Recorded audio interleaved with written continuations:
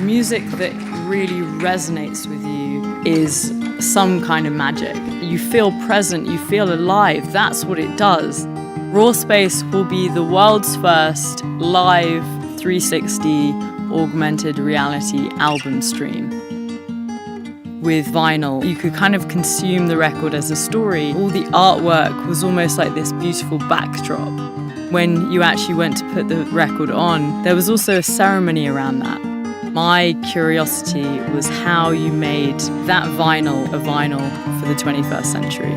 With all the artwork, all the lyrics, all that content that you missed from a record brought back into the experience in this way that no one had seen before.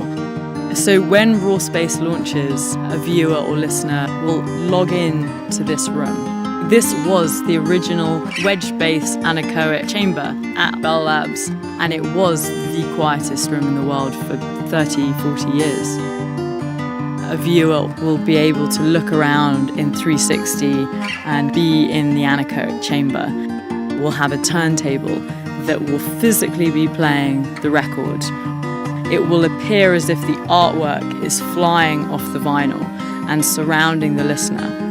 For each song, you're being transported to an entirely new world. Both Design.io and Bell Labs, I couldn't think of people I would rather work with. It's really been a dream. This whole idea of Raw Space is just to remind people of the magic of music and the magic of really experiencing it fully in the present.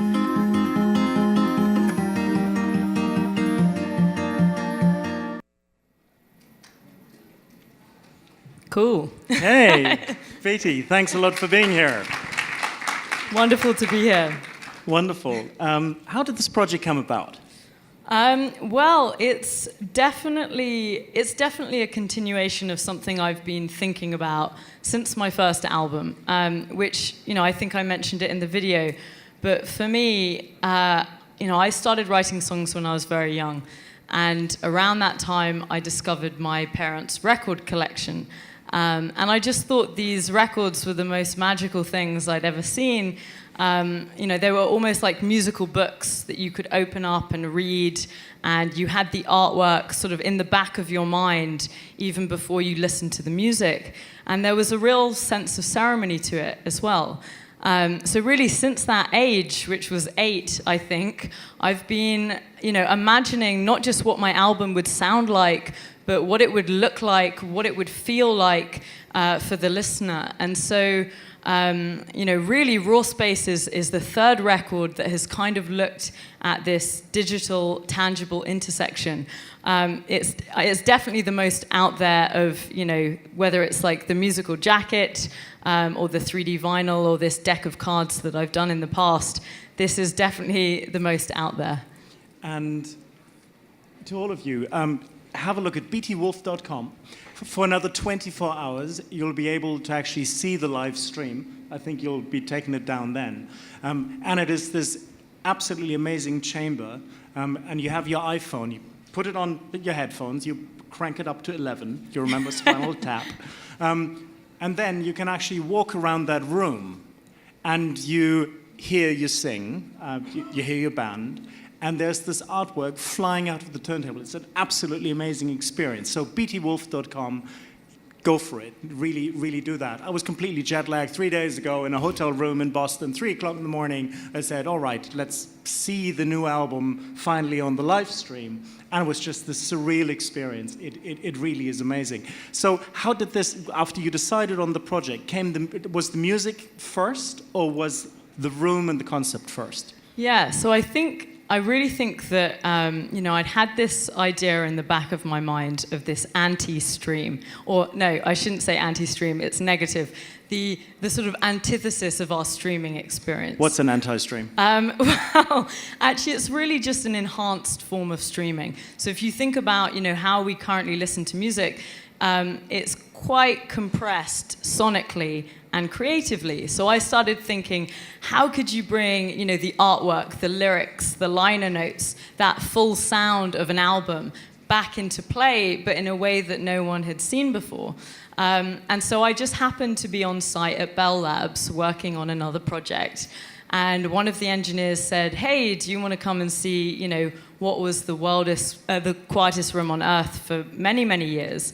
And I thought, well, absolutely. So I was preparing myself to walk in, and one of the guys stopped me and said, "You probably won't be able to stay in there longer than 10 or 15 minutes because it's very disorientating." It throws you off. Yeah, it's really bizarre. And I went in there with my guitar, and then sort of 2 or 3 hours later, I came out and immediately thought, okay, this is the place, this is the room to actually launch this album from.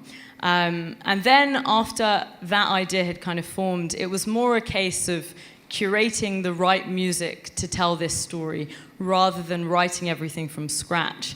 And that's because, as a songwriter, I've been lucky enough to always have this kind of bank of songs to choose from. So it was really, how do you tell the raw space story? And the sound is also much more raw than on Montague and on the other albums that you've done. It is. It's edgy. It's raw. We very much produced it, with this in mind, in terms of, because right now, just to express why this is all, the world's first, which is always a little bit like embarrassing. But right now, the album is physically streaming, from this room. It's been going for 250 hours, this poor turntable, just constantly resetting. And because of the generative AR, when you log into that room and sort of look around in 360 and listen to the music in that sonic environment, every spin is slightly different in terms of the visual landscape for the songs. So actually, I'm going back, after the 250th spin and seeing things that I'd never seen before, being like, oh, this is amazing, because it really feels like it's come to life. How was the art created around the music? In the past, I think a lot of musicians always dreamt about. Someone's playing it over there. There we go. Wonderful! Finally, we got the music now. Yeah, you just got to check that it's Excellent. real, and it's I kind of wanted to have it on the screen behind me just to show. Yeah. But yeah. So how was the art around that created? Was that your idea, or did you do it yourself? Was there somebody else involved? Absolutely. So the wonderful design team that kind of came on board as collaborators is a company called Design.io, and I'd worked with them on this 3D vinyl for the iPhone, which was for my first record, which was like 5 years ago, like pre-AR, pre-VR, but it really connected with people. And so we had many ideas that we hadn't explored from that earlier time. So the way it worked is I played through the album, acoustically, just on the guitar, and after each song, we would discuss the visual landscape. And for some of them, like there's one track which is called The Man Who, where you're in this desert, this Salvador Dali type desert, and there's this Jacobetti character that's sort of hanging himself and these crows. It's quite morbid. That was very much something I'd seen since writing the song a number of years ago. So that was something that I kind of described. But then there were things that they came back with that I wouldn't have thought of necessarily. So it was a wonderful collaboration. Fantastic. Third album, the third different use of technology and music, and merging technology and music. So, final question, what's next? I actually don't know. I think I've dug myself a hole because that combination of Live 360 until even recently was very new. I think Facebook had just done it pretty much before we launched this, but then combining that with AR and generative AR is totally out there and has never been done before. And from tomorrow, all the songs will be rendered out as stereoscopic music videos, which will also be sort of a first of its kind. So I think this is like the Fantasia. I see this as the Fantasia for music in the digital age. Wonderful, Beatie. Thank you so much. For all of those of you who don't have a VR headset at the ready, you can have Raw Space on your Spotify. I've had it for some while now. It's an absolutely fantastic album. Well, this is for you as well. Oh, thank you. The true vinyl. Beatie Wolfe, thank you so much.